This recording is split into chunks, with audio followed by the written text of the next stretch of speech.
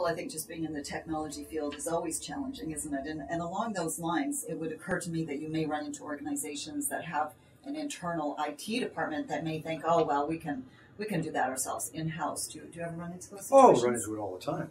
My standard answer is, well, of course you do. No doubt. And they could probably write your accounting software too. But I very much doubt that you've actually asked your IT department to write your accounting software. They're not accounting professionals. We're governance professionals. That's what we do. So the software is a tool to enable us to put in place things to handle governance processes.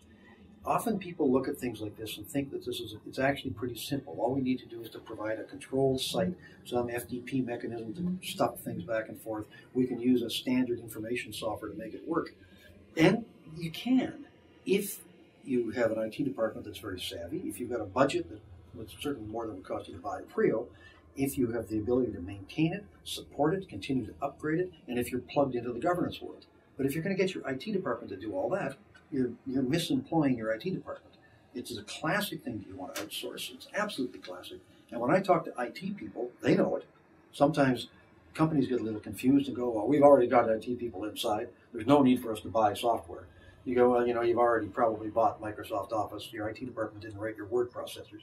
So we think it's a classic outsource issue. Also, and without demeaning IT departments, every senior IT person on the planet knows that they have access to all of the most confidential corporate information, no matter where it is, as long as it's within the organization's servers, and especially if they've written the systems that manage it.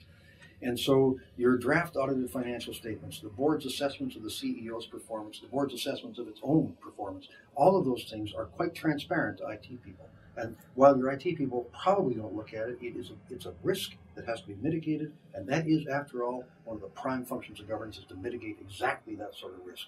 So you're much better off to get that out of house, built by, managed by professionals whose sole job it is to write this kind of software and manage governance information.